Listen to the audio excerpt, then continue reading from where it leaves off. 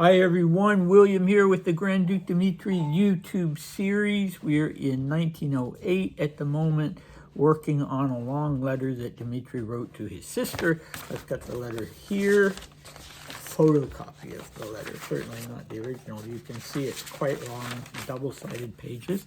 And we have done the first part. We'll be doing the second part today. So our recap. In the first part of the letter, Dmitri talked about he was starting to get invitations. People were kindly inviting him places because he was new to Petersburg and he would be living there and didn't know people. So the people he did know were inviting him to dinners and soirees and that sort of thing. So he talked about that.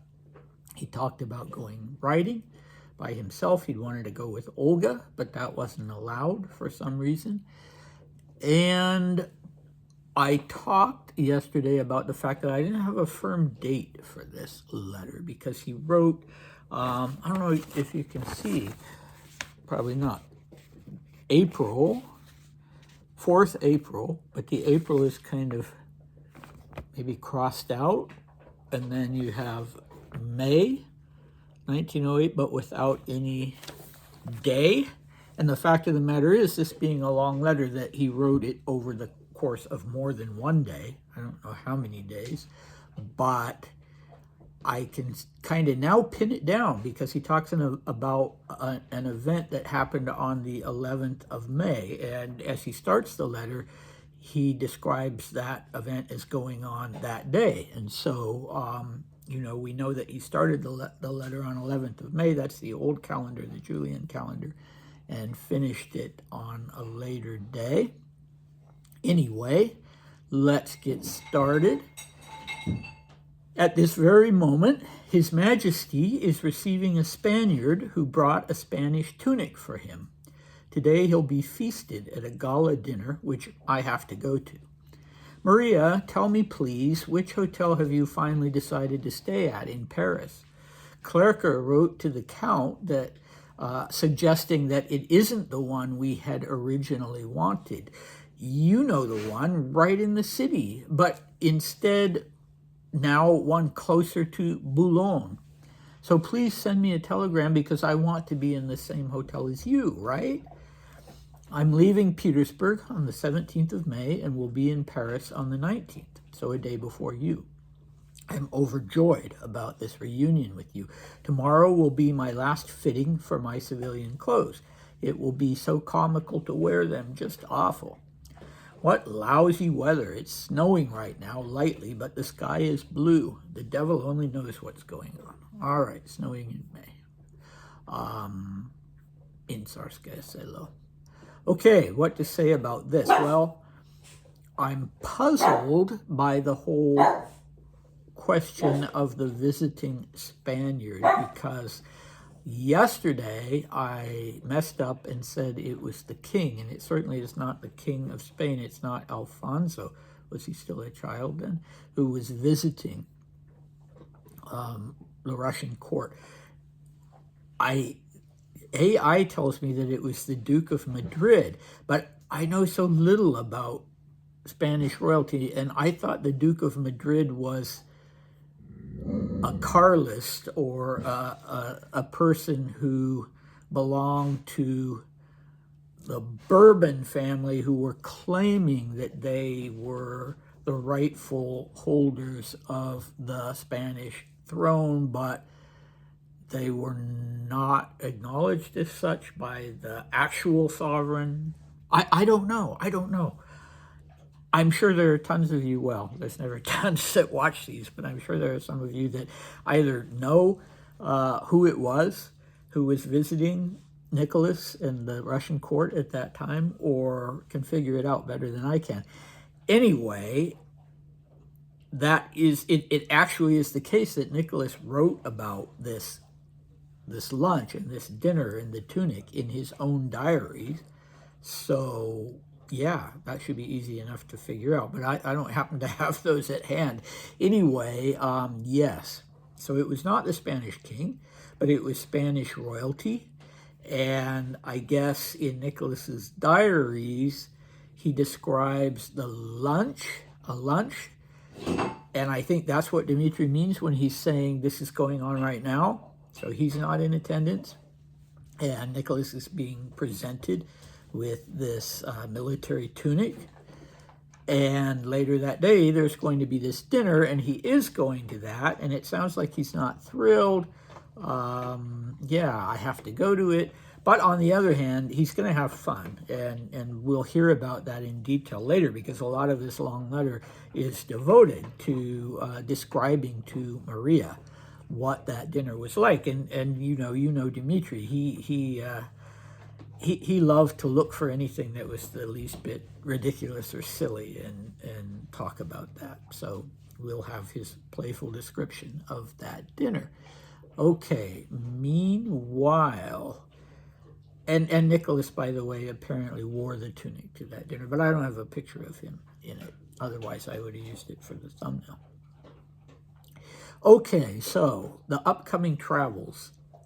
It would have been helpful if I'd read and translated this letter before we did the summer 1908 letters, because I didn't remember this one. It's been a long time since I read it, and I was trying to puzzle out what Dmitri's travel itinerary had been. I knew he'd been to Sweden and Paris, so this is very helpful.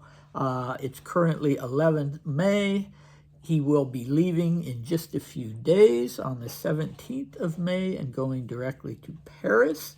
He will get there a day in advance of Maria. And it's a little late to be talking about hotels, in this day and age when you can't send, you can't send an email, you can't book a hotel online or call someone on a cell phone. Communication is slow, so it's a little late to be arranging hotels. And apparently, Clerker is mentioned, I think, in Dmitri's 1906-1907 diary entries. But I can't identify him beyond that he was obviously part of Dmitri's household and staff. The Count, I don't know. Maybe that was the person who was arranging things on Maria's side, or with Paul in Paris. But yeah, anyway, naturally, Dmitri wanted to stay at the same hotel, and he hadn't heard definitely. It's interesting. He just heard, the suggestion. Clerker wrote to the Count suggesting that it isn't the one we had originally wanted. Maybe the one the Count had booked. They want one in sort of central Paris. And yeah, and the one that has been booked apparently is closer to Boulogne. So not Boulogne, the city, but on the coast, but Bois de Boulogne, because that's where, and it's kind of, it's outside of central Paris, and that's where Paul's palace was.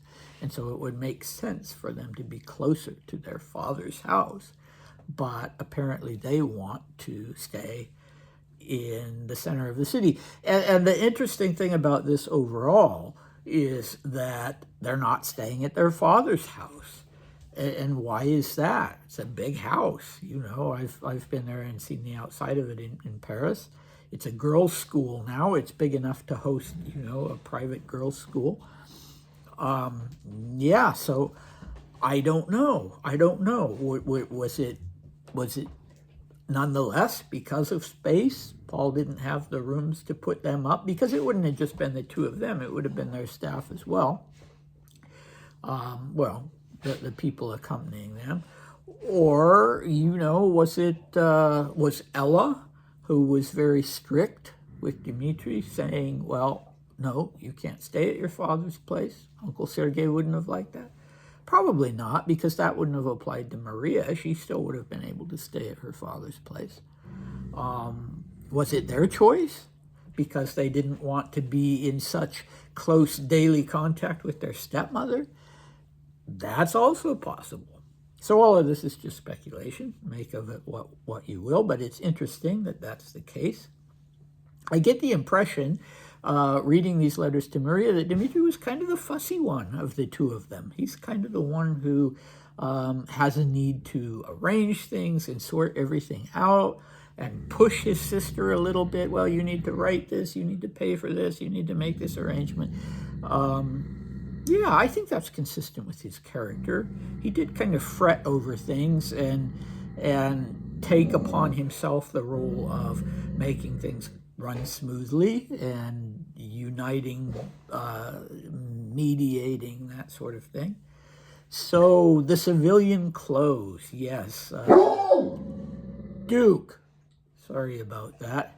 I think Maria describes it rather charmingly in her first volume of memoirs, how Paul was teaching Dmitri how to tie his own tie in his civilian clothes. And somebody just sent me, Janet Ashton just sent me a very sweet photo of Dmitri in, well, it's a group photo, but Dmitri is wearing this suit, looking a little awkward, and wearing, and you know, it's kind of it's not a flashy suit, but it's the kind of suit that a 16-year-old boy would choose. You know, it's not the sort of plain dark colored suit that everybody else in the photo is wearing. It's a light colored suit with stripes, with not pinstripes, chalk stripes maybe. I don't know my haberdashery terms. Anyway, yeah, so that was when he says it will be so comical or so ridiculous to wear them. Just awful. He's not saying, oh, it will, you know, this is a dreadful thing, I wish I didn't have to do it. He's just, you know, seeing the humor in all of it. Okay, and finally this weird weather phenomenon, the sky is blue and yet it's snowing, reminds me of Japanese folklore where you shouldn't go out on a day when the sky is blue but it's raining, because you might accidentally witness the secret fox's wedding, and there will be hell to pay if you do that. The foxes won't be happy. Anyway, yeah, that doesn't really, that's just a fun association that I have. That doesn't really have anything to do with what's happening here, although I like the way Dmitri responds to it. The devil only knows what's going on. You know, how come the sky is blue and it's snowing?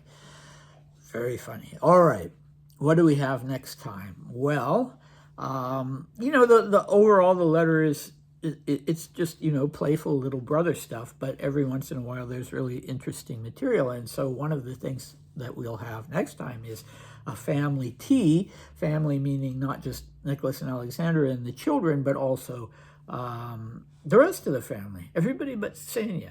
So the Dowager Empress and Grand Duke Mikhail and Grand Duchess Olga and her husband. So yeah, we'll hear about that. Meanwhile, I'm a little bit frazzled these days and not having the ability to focus so much on these as I would like to, because I'm actually leaving next Tuesday. Some of you know I go every year and stay at Schatzalp, formerly Sanatorium Schatzalp, now Hotel Schatzalp, the place where Dmitri spent the last 2 years of his life and where he died, actually. So I'm there as the historian in residence every spring. So I'll be arriving there on April 1st and coming back in June, and will be stopping in Paris on my way, spending time with friends. I just bought a selfie stick so that I'll be able to do some recording, and I very much look forward to being able to, some of you have already seen some of my videos walking around Schatzalp, talking about Dmitri, about Schatzalp itself, about the Magic Mountain. But what I'm looking forward to is being able to do Dmitri's Schatzalp diary entries while I'm there, and yeah, and being able to show you around the building while I do that. So anyway, gosh, how many times have I said anyway during this video? Things are a bit, yeah, hectic at the moment, because I'm, you know, when you're going on a trip and you're going to be gone for almost 3 months, and you're leaving in a few days, you've got to remember and get so many things done. If any of you are worried about my dogs, I assure you I'm not simply abandoning them. they will be well taken care of by my father, and you won't have to hear them barking or chewing in the background while I'm at Chatel. All right, anyway, I hope to see you next time. Bye.